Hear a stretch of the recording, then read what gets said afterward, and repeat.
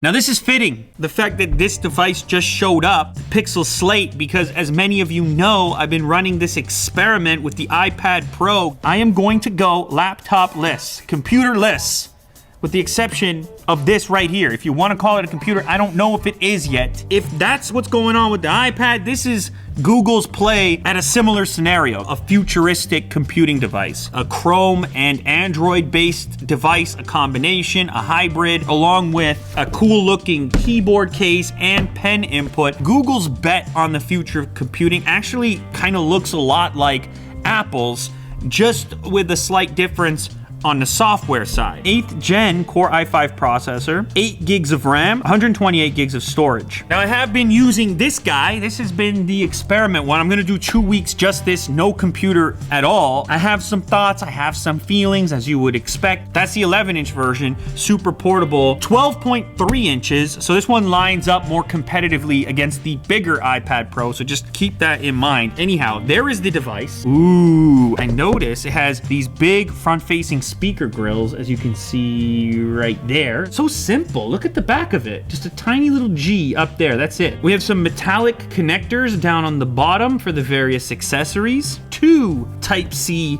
connectors, your power switch / fingerprint scanner recessed. Very nice. Type-C to mini jack connector included. No headphone jack on here, unfortunately. Oh, no, there we go. 3000 by 2000 pixels. It's a full Chrome browser. Of course, that's the advantage here. Full powered Chrome, which is kind of one of the things that people complain about not having, living the iPad lifestyle. This is Chrome like you would have it on a legitimate laptop. Now, it's not just Chrome. You can also install Android apps on here. Multitasking button here, which will show you the various things that you have open at any given time. The keyboard, the circular keys. That's a very unusual choice. This is a throwback.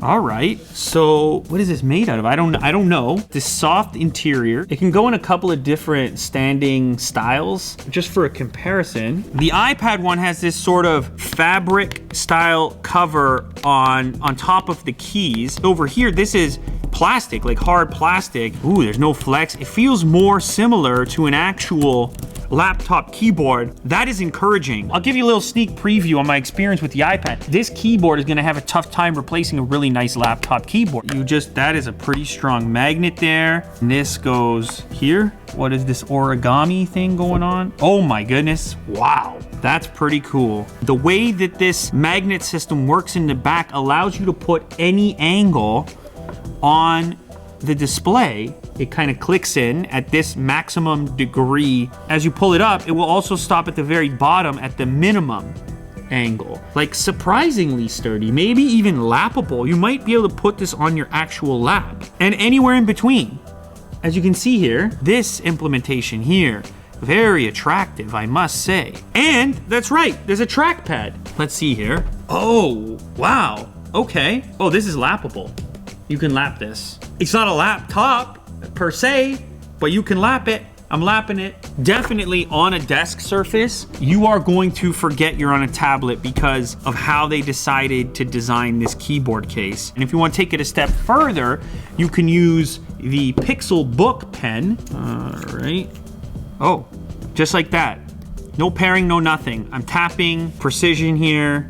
I launch a browser, I go to YouTube, and so on, scrolling. So this gives you this interesting kind of input. It's a type of input that I've actually been enjoying on my iPad experiment. Kind of nice at the kitchen table to have these alternative options for how you would interact with your display. This, of course, is not something you would typically do on a laptop. I don't know, there's something about this particular angle that makes you want to reach out and touch it. Big disadvantage between this and the iPad is like, where do you put the pen?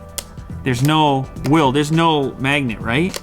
Is there anywhere to put the pen? Oh, I found a magnet there. Are you gonna do that then? Is that how they show it off, Will? It would stay there. You know what I mean? I don't know if it's intentional or if it's just picking up the magnets underneath. It's better than nowhere, I would say. This is magical, dare I say. Here we go. Like, there's something about that which is just so convenient, and you know where it is. It's a strong magnet, and it charges the pen. This one, on the other hand, takes a AAA battery, so quadruple A battery. Let's do a little typing test on this circular keyboard. The quick Brown, Fox. You know, I could get used to this. I like the look. I like the circular keys. The trackpad is actually really nice. Like, better than I expected. I don't know. Maybe it's not MacBook level, but I think it's better than the Pixel Book. Let's test the speakers.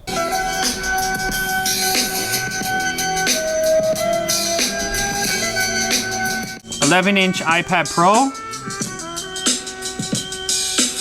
Of course, firing out of the sides, both sides.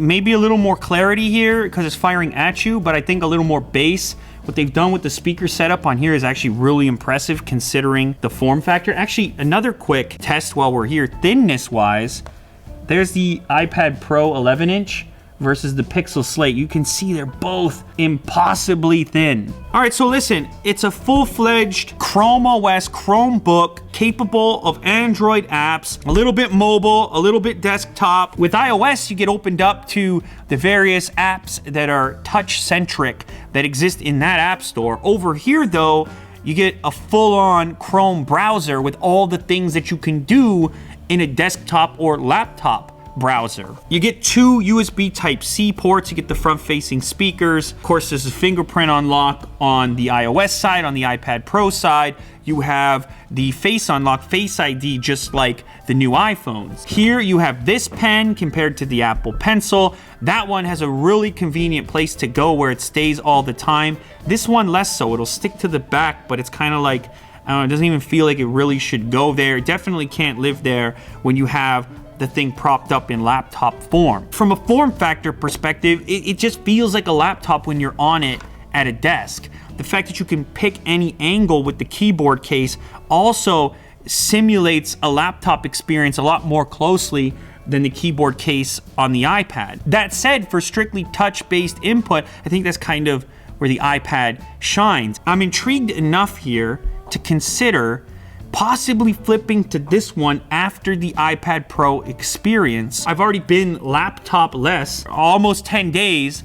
I'm still living, I'm still breathing. Maybe after that one, I go Pixel Slate here, and this can be my main and only computing device. I think that might be the best way to evaluate. It's exciting times though. Finally, we're seeing some real developments in the mobile computing space and not just smartphones. So far, laptops are still mostly better at most things, but we're starting to see some cracks in the foundation of the laptop reign, including devices like this one, the Pixel Slate. It's Chrome. I think I should compare and contrast the two. You let me know if you're interested. That's been an unboxing of the brand new Pixel Slate. I think it's pretty cool.